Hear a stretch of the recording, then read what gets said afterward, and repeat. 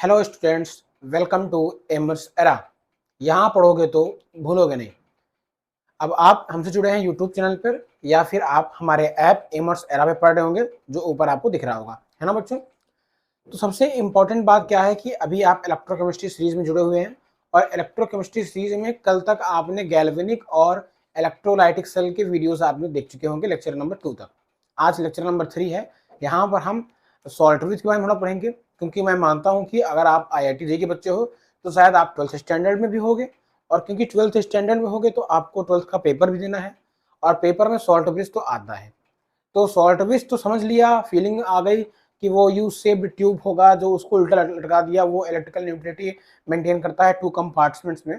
लेकिन salt bridge को लिखना भी तो पड़ेगा, तो उसके लिए मैं हूं ना यहाँ पर। तो मैं मानता हूँ कि आप 12th में होंगे तो उसको लिखना भी पड़ेगा, ठीक है।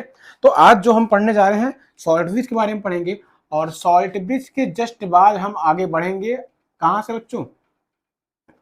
सॉल्ट ब्रिज के जस्ट बाद हम अपने सेल नोटेशन पे पहुंच जाएंगे, cell notation of galvanic cell पे, है ना बच्चों। तो देखिए सॉल्ट ब्रिज के बारे में बात करते हैं, थोड़ा ऐप के बारे में बता दिया जाए आपको, थोड़ा कुछ यहाँ प्रमोशन के भी बारे में बात कर लिया जाए। तो देखो बच्चों, यहाँ पर जो इलेक्ट्रोकेमिस्ट्री आप पढ़ने वाले हो ये टोटली पूरा का पूरा, मैं नीट भी नहीं कहूंगा, पूरा IIT JEE से संबंधित है, उससे नीचे बिल्कुल नहीं है। ये IIT JEE का कंटेंट होगा और YouTube पर पहली बार आपको देखने को मिलेगा कि कोई ऐसा ऐप है या कोई ऐसा इंस्टीट्यूट है जिसका नाम एमर्स एरा है, जिसने ओरिजिनल जो क्वेश्चंस कराए जाते हैं, ओरिजिनल जितना कंटेंट जरूरी है IIT JEE के लिए, रैंक 1 के लिए, जैसा LN में आता है। देखो मैं LN को कंपेयर करूंगा सीधा सीधा, ठीक है। तो उस लेवल की स्टडी होने वाली है। तो नो डाउट वीडियोस बनेंगे, छोटे छोटे वीडियोस बनेंगे, थोड़ा ज़्यादा बनेंगे। और अगर आप एक्चुअली में एक सीरियस एस्पिरेंट हो IIT JEE के लिए तो आप वीडियोस को देखोगे, आपको अच्छा लगेगा। और हमारे वीडियोस में आपको इन डेप्थ नॉलेज मिलेगी, इन डेप्थ क्वालिटी मिलेगी, और सबसे ज़रूरी बात कि इन डेप्थ आपको पूरी फीलिंग मिलेगी और हर कंसेप्ट को आप बेहतरीन तरीके से समझते जाओगे, जिसको दोबारा आप अभी भूलोगे नहीं। इसलिए कहते हैं एमर्स एरा पढ़ोगे तो भूलोगे नहीं। चलिए आगे बढ़ते हैं, हम बात करते हैं सॉल्ट ब्रिज की। तो सॉल्ट ब्रिज क्या था? सॉल्ट ब्रिज को हमने कहा था it is basically a U shaped tube. What is it? Is basically अ, आप लिखते भी चलना साथ में, ठीक है। It is basically a U shaped tube.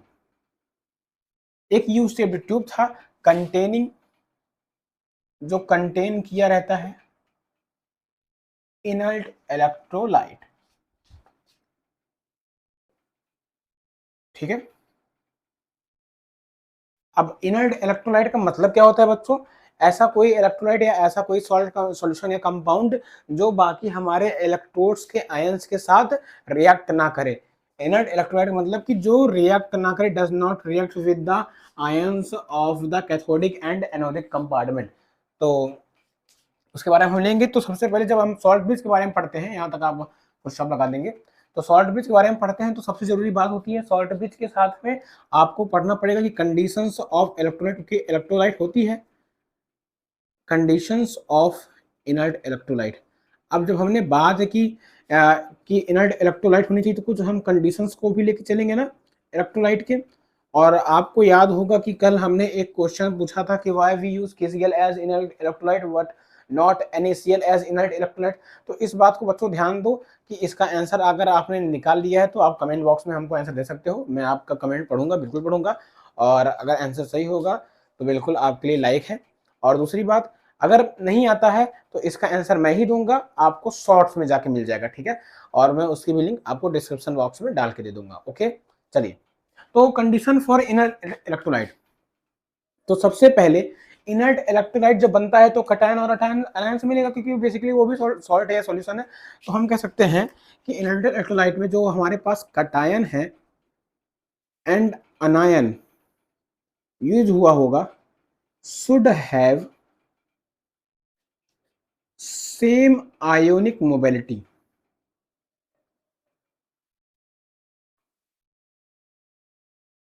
Cation और अनायन का सेम आयोनिक मोबिलिटी है, और आयोनिक मोबिलिटी ही मेरे ख्याल से वो आंसर होगा जहां पर आप NaCl को नहीं यूज करते हैं। थोड़ा और दिमाग लगाओगे तो मालूम चल जाएगा, ठीक है। अच्छा, दूसरी बात,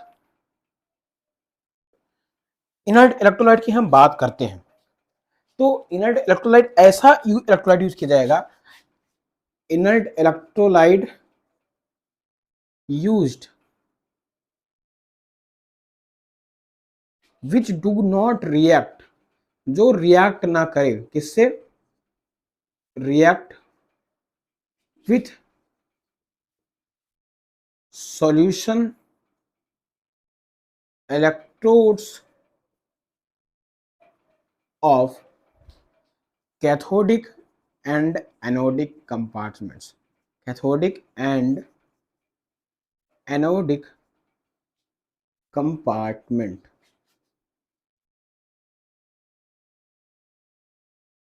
ठीक है बच्चों, ये आपका, जब आप अभी सॉल्ट ब्रिज के बारे में लोग जानना जरूरी है, क्योंकि हर चीज़ हम अगर IIT में चल रहे हैं तो हमारे साथ थियोरेटिकल के साथ, प्रैक्टिकल के साथ, न्यूमेरिकल के साथ हर तरीके का नॉलेज होना चाहिए, क्योंकि रैंक 1 के लिए जाएंगे। और क्योंकि देखो बच्चों, हमको पता है, आपको पता है कि केमिस्ट्री ऐसा सब्जेक्ट है जो हमारा सिलेक्शन कराने में बहुत ही इंपॉर्टेंट उसका योगदान रहता है। क्या अगर आपने केमिस्ट्री थोड़ा अच्छे से पढ़ लिया तो इसमें सारे के सारे क्वेश्चन आप सही कर सकते हो, है ना, just not like math and physics. तो बेसिकली हम क्या करेंगे कि अगर ऐसा है तो केमिस्ट्री को हम बहुत मजबूती से अच्छे से पढ़ पाएंगे, पूरा पढ़ना भी चाहिए। ठीक है, तो कंडीशन फॉर इनर्ट इलेक्ट्रोलाइट, आपने देखा कि जो इनर्ट इलेक्ट्रोलाइट है वो कभी भी सॉल्यूशन के साथ या इलेक्ट्रोड के साथ रिएक्ट नहीं करना चाहिए। वो जो सॉल्यूशन या इलेक्ट्रोड जो प्रेजेंट है हमारे कैथोडिक और एनोडिक कंपार्टमेंट्स में। ठीक है, आप इसको लिख लीजिए या स्क्रीन रोक के लिख लीजिएगा, मैं थोड़ा बगल हो जाता हूँ। ठीक है, चलिए आगे बढ़ते हैं, इसको हम रफ कर देते हैं, है ना बच्चों, आगे बढ़े। अब सॉल्ट ब्रिज के बारे में थोड़ा देख लिया है, तो थोड़ा सॉल्ट ब्रिज के फंक्शंस के बारे में देख लेते हैं, इसको हम मिटा देते हैं। ठीक है,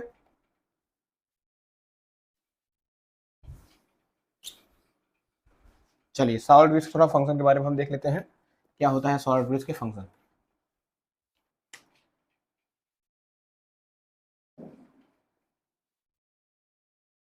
फंक्शंस ऑफ सॉल्ट ब्रिज,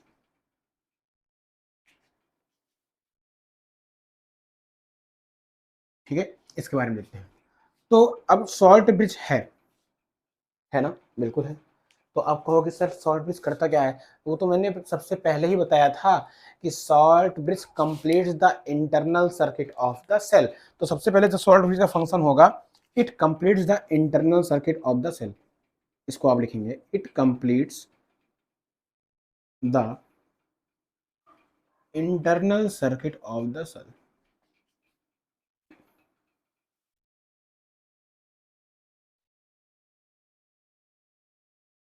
अच्छा, दूसरा आपने क्या लिखा था, पढ़ा होगा दूसरा, अगर पहला वीडियो देखोगे तो कुछ तो घर में पढ़ा होगा।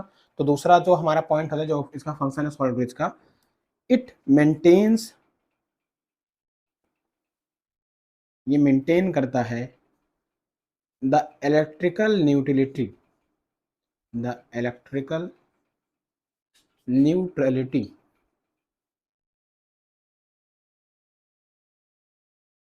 between the two compartment, two compartment and एक तीसरा इंपॉर्टेंट है, इसके बारे में अभी थोड़ा आप पढ़ लो, समझ जाओगे मेरे ख्याल से। हम इसके बारे में थोड़ा नेक्स्ट लेक्चर में बात करेंगे, इलेक्ट्रोड पोटेंशियल में। ठीक है, अभी के लिए पढ़ लो, इसके बारे में बात करेंगे। तो ये क्या है, इट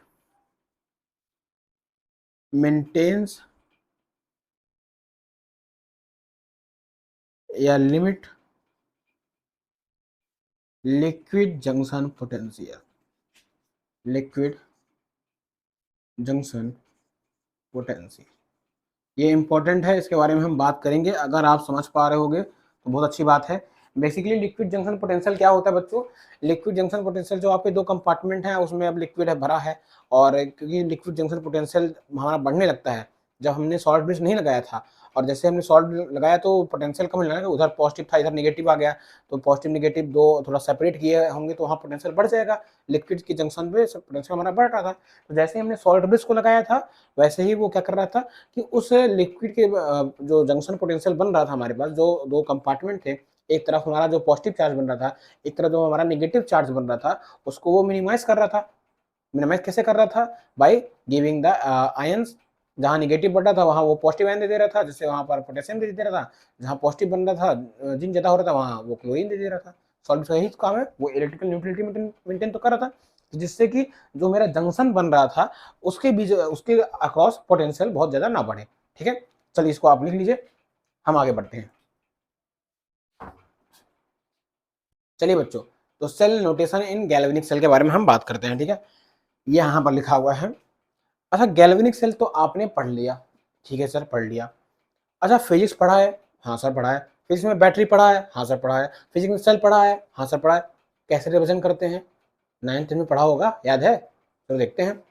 तो चले सबसे सेल नोटेशन जब देखेंगे तो सबसे पहले इन फेजेस की बात करते हैं कि सर हमने तो फिजिक्स में भी सेल नोटेशन पढ़ा था लेकिन याद नहीं आ रहा, आप बता दो। तो चलो फिजिक्स का सेल नोटेशन हम देखते हैं। फिजिक्स का सेल नोटेशन की बात करेंगे तो मेरे पास ऐसा वायर रहता है, फिर एक बड़ा टर्मिनल वर्टिकल लाइन में, एक छोटा टर्मिनल रहता है ना ऐसा, और फिर वायर। बड़े टर्मिनल को मैं कहता हूँ पॉजिटिव, छोटे टर्मिनल को मैं कहता हूँ निगेटिव, है ना। अच्छा, ये सेल बन गया। फिजिक्स में इसको हम कहते हैं क्या? सेल। अच्छा, फिजिक्स में जब हम बात करेंगे कम्बिनेशन ऑफ सेल की, कम्बिनेशंस ऑफ सेल, तब तब कैसे बनेगा? तब मेरे पास ऐसा वायर होगा, फिर बड़ी वर्टिकल लाइन, छोटी बड़ी छोटी बड़ी छोटी बड़ी छोटी वायर, ये पॉजिटिव और ये नेगेटिव। तो combination of so many cells हमारा क्या बन जाता है? बैटरी बनता है। तो ये तो सेल नोटेशन कहाँ कहाँ हुआ था बच्चे? क्यों यार, ये तो सेल नोटेशन, अरे भाई ये तो वहां होता ना फिजिक्स में। और फिजिक्स में बैटरी के अंदर सेल है, और सेल कहाँ से गया है? केमिस्ट्री से। तो केमिस्ट्री का तो सेल नोटेशन पढ़ना पड़ेगा ना, वहाँ केमिकल रिएक्शन के साथ बनाना पड़ेगा। तो यार हमको तो अब केमिस्ट्री का सेल नोटेशन देखना पड़ेगा, तो इसको मिटाना पड़ेगा। चलो देखते हैं केमिस्ट्री का सेल नोटेशन क्या होता है। केमिस्ट्री का सेल नोटेशन, तो केमिस्ट्री का सेल नोटेशन होने के लिए सबसे पहले हमको बनाना पड़ेगा केमिस्ट्री का सेल, है ना। चलो सेल बनाते हैं। सबसे पहले एक कंपार्टमेंट ऐसा ऐसा करके बना दो, एक कंपार्टमेंट। फिर दूसरा कंपार्टमेंट ऐसा दूसरा बना दो, ये दूसरा कंपार्टमेंट बना दिया। फिर एक कंपार्टमेंट मेरे पास क्या होगा? एक कंपार्टमेंट मेरे पास एक इलेक्ट्रोड होगा, इलेक्ट्रोड बना दो ऐसा करके। दूसरे कंपार्टमेंट दूसरा इलेक्ट्रोड होगा, ऐसा इलेक्ट्रोड बना दो। बना दिया इलेक्ट्रोड, थोड़ा इसको बड़ा कर देते हैं। इलेक्ट्रोड बन गया। अब इलेक्ट्रोड बन गया तो उस पर्टिकुलर इलेक्ट्रोड का ही सॉल्यूशन भी बनेगा। तो मान लो मैंने कहा कि ये वाला इलेक्ट्रोड कौन सा था? जिंक था, तो यहाँ पर जिंक सल्फेट सॉल्यूशन बन गया। और ये वाला इलेक्ट्रोड कौन सा था? यहाँ पर कॉपर था, तो ये हमने कॉपर सल्फेट सॉल्यूशन ले लिया। और आपको तो पता है कि जब हम जिंक और कॉपर इलेक्ट्रोड का उसी का सॉल्यूशन भी लेते हैं तो उसको हम बेसिकली क्या कहते हैं? उसको हम डैनियल सेल कहते हैं। बताया था मैंने पिछले लेक्चर में, याद करो। नहीं पढ़ा है तो जाके पढ़ो, पिछले लेक्चर में जरूरी है ना। तो देखो ऐसा था। अब इन इलेक्ट्रोड्स को हम कनेक्ट करते हैं बेसिकली। तो ये गया वायर, ये हमने बना दिया स्विच ऐसा करके, और स्विच बना के हमने देखो ऐसा बल्ब बना दिया, ऐसा बल्ब बना दिया। देखो ऐसा बल्ब बन गया, थोड़ा जगह कम है देखना। और उसके बाद इसको वायर को मैंने ऐसे करके कनेक्ट कर दिया। ठीक है, इलेक्ट्रोड से कनेक्ट हो गया ये वाला हमारे पास कौन सा था? ये एनोड था कैथोड था? ये तो सर एनोड था, एनोड लिख दो भैया। एनोड बनने के बाद सर ये नेगेटिव टर्मिनल था, तो नेगेटिव टर्मिनल लिख दिया। और सर यहाँ पर क्या हो रहा था? ऑक्सीडेशन हो रहा था। तो जो जरूरी जानकारी जितनी हमको पता है उतनी तो लिखते चलते हैं। अच्छा सर, यहाँ पर ये वाला इलेक्ट्रोड कौन सा था? कैथोड था। सर कैथोड तो होता है एनोड। सर पॉजिटिव टर्मिनल था कि निगेटिव था? नेगेटिव था। कैथोड सर होता है नेगेटिव, लेकिन यहाँ पर हमने पॉजिटिव टर्मिनल रखा था तो पॉजिटिव रख दो। और सर हमेशा यहाँ पर रिडक्शन होता है, पढ़ा है ना? नहीं पढ़ा क्या? चलो बताते हैं। बेसिकली मेरे पास ऐसा बन गया। और एक इंपॉर्टेंट बात जो हमने पढ़ी अभी थोड़ी देर पहले, सॉल्ट ब्रिज तो बनाना पड़ेगा, जिसका काम है to maintain the electrical neutrality. ऐसा जो लिक्विड जंक्शन पोटेंशियल की बात कर रहे हैं, जब ये नहीं था तो देखो इधर बहुत सारा निगेटिव आ जा रहा था, नेगेटिव, और इधर बहुत सारा पॉजिटिव आ रहा था। तो ये लिक्विड, दो लिक्विड के बीच में एक जंक्शन था, और जंक्शन पे ही बहुत देखो, जब कभी भी हम दो चार्ज को सेपरेट करते हैं, दो अपोजिट चार्ज को सेपरेट करते हैं, तो वहां पर पोटेंशियल डेवलप होता है। तो इधर नेगेटिव इधर पॉजिटिव और जंक्शन पे डेवलप हो रहा है, तो लिक्विड जंक्शन पोटेंशियल बहुत बढ़ गया था। तो जैसे हमने इसका यूज किया लिक्विड जंक्शन पोटेंशियल को, ये मिनिमाइज या लिमिट कर रहा था। समझ गए? समझ गए होगे मेरे ख्याल से। अरे हाँ यार, हाँ समझ गए। तो देखो इसमें हमारे पास क्या होगा? इसमें मेरे पास KCl होगा, इनर्ट इलेक्ट्रोलाइट। और इनर्ट इलेक्ट्रोलाइट जो जेली लाइक सब्सटेंस होगा, ठीक है, क्योंकि हमने इसको अगर अगर के साथ बॉयल करके फिर कूल किया है, जेली लाइक सब्सटेंस। अब देखो यार, बना लो, ठीक है।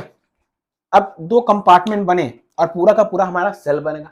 सेल बनाना, और यहाँ देखो जल रहा है यार, बल्ब जल रहा है, ठीक है, देखो ऐसा बल्ब जल रहा है, ठीक है।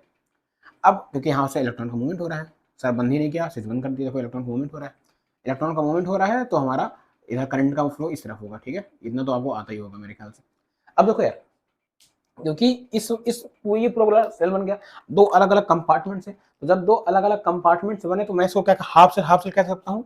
देखो मैंने कह दिया ये भी हाफ सेल, फिर इसको मैंने कहा ये भी हाफ सेल। अब हाफ सेल तो कहा, तो इस सेल में मैंने क्या देखा कि ये ऑक्सीडेशन हो रहा है, तो इसको मैं कह सकता हूँ ऑक्सीडेशन हाफ सेल। इस सेल में क्या हो रहा है, रिडक्शन हो रहा है, तो इसको मैं क्या कह सकता हूँ, रिडक्शन हाफ सेल। इसको ऐसा मैं कह सकता हूँ, ठीक है, कह सकता हूँ, नहीं कहेंगे ही, क्योंकि इस सेल में अब हाफ सेल दोनों एक ही नाम हो गया, तो उसको अलग नाम से बुलाना पड़ेगा ना। तो अलग नाम बुलाने के लिए मैं कहूंगा कि यहाँ पर ऑक्सीडेशन हो रहा है तो इसका नाम कर दिया ऑक्सीडेशन हाफ सेल, यहाँ रिडक्शन हो रहा है तो इसका नाम कर दिया रिडक्शन हाफ सेल। समझ गए, समझ गए, चलो। अच्छा, oxidation half cell, reduction half cell. अभी तो हम cell notation in galvanic cell के बारे में बात कर रहे थे, तो अब मेरे पास हाफ सेल आ गया, तो चलो हाफ सेल का नोटेशन देखते हैं। तो हाफ सेल नोटेशन दिख रहा है ना बच्चों, हाफ सेल नोटेशन की बात करते हैं। ध्यान से देखना बच्चों, बहुत इंपॉर्टेंट है। हाफ सेल नोटेशन की जब आप बात करोगे तो सबसे पहले हाफ सेल नोटेशन में अगर आप बात कर रहे हो तो सबसे पहले हम किसको लिखते हैं, सबसे पहले किसको लिखते हैं, सबसे पहले हम लिखते हैं सॉल्यूशन को, जो सेल के अंदर क्या पड़ा है, सॉल्यूशन। फिर सॉल्यूशन का कंसंट्रेशन क्या है, फिर वर्टिकल लाइन, और उसके बाद जो इलेक्ट्रोड है या जो रॉड है, रॉड बेसिकली जो इलेक्ट्रोड वहां पर प्रेजेंट है, समझे।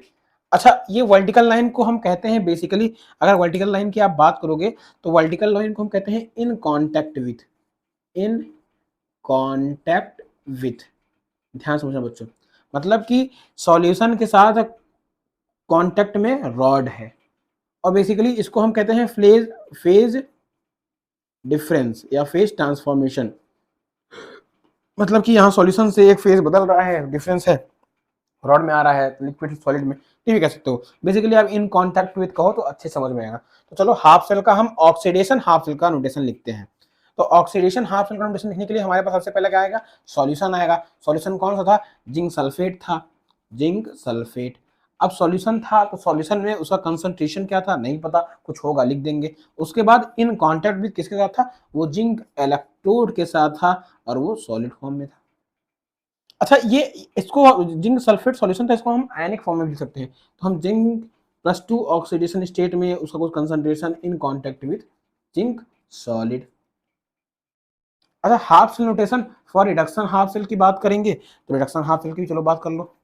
तो रिडक्शन हाफ सेल की बात करेंगे, सबसे पहले कौन आएगा, सॉल्यूशन आएगा, फिर कौन आएगा, रॉड आएगा। तो सबसे पहले सॉल्यूशन लिखते हैं, तो सॉल्यूशन लिखेंगे तो हमारे पास सॉल्यूशन कौन सा है, कॉपर सल्फेट का सॉल्यूशन है। कॉपर सल्फेट का एक्टिविटी या concentration in contact with rod copper, तो कॉपर, कॉपर में क्या है, सॉलिड स्टेट में है। क्या ये बात समझ में आई, medium basically medium aqueous medium है, तो उसका कंसंट्रेशन नहीं लिखेंगे बेसिकली, ठीक है। और इसको अगर हम आयनिक फॉर्म में लिख सकते हैं तो कॉपर +2 ऑक्सीडेशन स्टेट में था, उसका कंसंट्रेशन फिर कॉपर सॉलिड। समझ गए मेरे ख्याल से, लिख लो। मैं आपको 20 सेकंड का वक्त दे रहा हूँ, इसको आप लिख लो। और जैसे ही मेरा हाफ सेल नोटेशन हो जाता है तो हम चलेंगे फुल सेल रिप्रेजेंटेशन पर, फुल सेल नोटेशन पे, ठीक है। लिख लीजिए बच्चों, चलिए यही बात कर लेते हैं फुल सेल की। इसको अभी के लिए मैं मिटा दूँ, मेरे ख्याल से आप लिख लिए होंगे, इसको मैं मिटा देता हूँ। फिर अब यहाँ देखते हैं फुल सेल रिप्रेजेंटेशन। अभी तो ये हाफ सेल की बात की थी, अब हम यहाँ देखेंगे किसका, full cell notation, full cell notation. देखो यार, अब हाफ सेल में तो सबसे पहले सॉल्यूशन आया फिर रॉड आया, फुल सेल में ऐसा नहीं है। फुल सेल में हम शुरुआत करेंगे किधर, left hand side, left hand side to right hand side, समझे, लेफ्ट से हम राइट की तरफ आएंगे। अच्छा, लेफ्ट में क्या दिखा, लेफ्ट में हम सबसे पहले इस बार शुरू करेंगे, सबसे पहले हमारे पास आएगा लेफ्ट से, हम रॉड को लेंगे। रॉड कॉन्टेक्ट किसके साथ है, सॉल्यूशन के साथ कॉन्टेक्ट है, ठीक है, रॉड किसके साथ कॉन्टेक्ट में है, सॉल्यूशन के साथ, उसका कुछ एक्टिविटी। अब सॉल्यूशन किसके साथ कॉन्टेक्ट में है, सॉल्ट ब्रिज के साथ कॉन्टेक्ट में है, तो सॉल्ट ब्रिज को हम डबल वर्टिकल लाइन से रिप्रेजेंट करेंगे, ठीक है। अभी देखो, फिर सॉल्ट ब्रिज भी कांटेक्ट में किसके साथ साथ, सॉल्यूशन के साथ कांटेक्ट में है, उसका कुछ एक्टिविटी, और वो कांटेक्ट है किसके साथ, रॉड के साथ कांटेक्ट में है। समझ गए।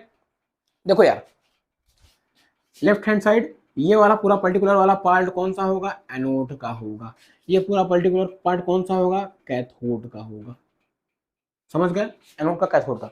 अब देखो यार, रॉड सबसे पहले कांटेक्ट में है किसके साथ, सॉल्यूशन के साथ, सॉल्यूशन किसके साथ कांटेक्ट में है, सॉल्ट ब्रिज के साथ। तो देखो ये जो डबल वर्टिकल लाइन है बेसिकली ये बताती है सॉल्ट ब्रिज को, डबल वर्टिकल लाइन बताती है हमको सॉल्ट ब्रिज है ये। लेकिन देखो सॉल्ट ब्रिज एक बार सॉल्यूशन के साथ कनेक्ट है और इधर भी सॉल्यूशन के साथ कनेक्ट है, तो वर्टिकल वर्टिकल का समझाया। रॉड किसके साथ कनेक्ट है, सॉल्यूशन के साथ, फिर सॉल्यूशन किसके साथ कनेक्ट है, सॉल्ट ब्रिज के साथ, फिर सॉल्ट ब्रिज किसके साथ कनेक्ट है, सॉल्यूशन के साथ, फिर सॉल्यूशन किसके साथ कनेक्ट है, हमारे पास रॉड के साथ। देखो rod is in contact with solution, solution is in contact with salt bridge, and then salt bridge is contact with solution, then again salt bridge is contact with rod। चलो तो इसका हम लिखते हैं सेल नोटेशन। चलिए देखते हैं बच्चों, इसका हम लिखते हैं सेल नोटेशन। जब इसके बारे में हम बात करेंगे तो मेरे पास सबसे पहले आएगा रॉड। रॉड कौन सा है, जिंक का है, जिंक ले लिया। Is in contact with solid वगैरह लिख लेना, इज इन कॉन्टेक्ट विद किसके साथ है, सॉल्यूशन के साथ। सो सॉल्यूशन हम क्या लिख सकते हैं, यहाँ पर हमारा पर जिंक सल्फेट था, या फिर आप आयनिक फॉर्म में Zn+2 उसका कंसंट्रेशन, फिर सॉल्ट के साथ कॉन्टैक्ट में है, ठीक है, इन कॉन्टैक्ट विद सॉल्ट का फिर हमारे पास सॉल्यूशन आएगा, तो कॉपर सल्फेट उसका कंसंट्रेशन, और या फिर हम कह सकते हैं कॉपर आयनिक स्टेट में भी +2, फिर is in contact with rod copper.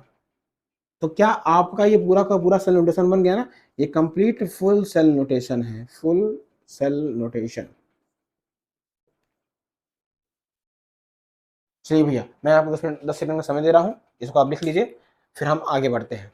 अगर मान लो कि देखो मेरे पास अभी तो यहाँ मेटल है, तो मेटल की जगह पे मेरे पास इलेक्ट्रोड कौन सा हो जाए, नॉन मेटल हो जाए, और मैक्सिमम नॉन मेटल क्या होते हैं, गैस होते हैं। तो हम उसके बारे में कैसे बात करेंगे उसके बारे में हम देखते हैं, ठीक है। तब तक लिख लो, फिर मैं मिटाता हूँ, ठीक है। चलिए बच्चों देखते हैं। मान लीजिए मेरे पास इस बार सॉल्यूशन HCl हो गया, और इस बार हमारे पास नॉन मेटल इलेक्ट्रोड है क्लोरीन का। तो क्लोरीन के, क्योंकि क्लोरीन जो है Cl2 हमेशा गैसियस फॉर्म में रहती है, तो गैस का हम इलेक्ट्रोड कैसे बनाएंगे। तो देखो उसके लिए हमको सबसे पहले क्या लेना होगा, एक प्लेटिनम वायर लेना पड़ेगा। ये क्या है, प्लेटिनम वायर। उसके बाद इसको देखो, इसको हम बनाते हैं, प्लेटिनम वायर को हम इसको एक ऐसे फ्लास्क में बंद कर लेंगे, यहाँ से बंद है नीचे, ठीक है। और प्लेटिनम वायर में हम इसको यहाँ पर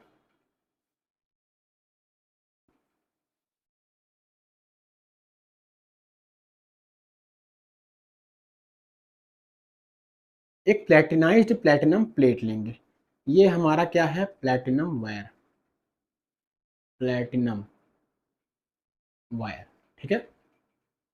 फिर ये हमारा प्लेटिनाइज्ड प्लेटिनम प्लेट है, ठीक है। प्लेटिनम वायर है, फिर प्लेटिनाइज्ड प्लेटिनम प्लेट है, और यहाँ से एक मेरे पास ऐसा छेद होगा, ठीक है। देखो यहाँ से मैं क्या करूँगा, Cl2 को भेजूंगा, और Cl2 गैस जो होगी ना वो अंदर आके यहाँ पर क्या होगी, एडजॉर्ब होगी। एब्जॉर्ब एडजॉर्ब पढ़े होगे ना सरफेस केमिस्ट्री में, कि यहाँ Cl2 गैस विल एडजॉर्ब, ठीक है। तो एडजॉर्ब Cl2 गैस होगी, और जैसे Cl2 गैस यहाँ पर एडजॉर्ब हो जाएगी तो मेरे पास क्या बन जाएगा, ये आपका एक नया नॉन मेटल का सेल बन जाएगा, हाफ सेल, और ये पूरा कंप्लीट सेल बन जाएगा, ठीक है। तो चलिए इसका हम सेल रिप्रेजेंटेशन लिखते हैं। तो इसका तो आपको पता है, सबसे पहले हमको क्या लिखना होगा, सबसे पहले हमको रॉड लिखना होगा। तो रॉड था जिंक का। अच्छा देखो बच्चों एक जरूरी बात, जो हमने Cl2 गैस भेजा यहाँ पर वो कुछ प्रेशर पे आएगा, at some pressure Cl2 gas यहाँ पर आएगा, इस बात का ध्यान रखना। गैसियस है, गैस है, लेकिन कुछ प्रेशर पे तो आएगा ना, अरे हाँ या ना। तो उस प्रेशर को भी हमको मेंशन करना होगा, ठीक है।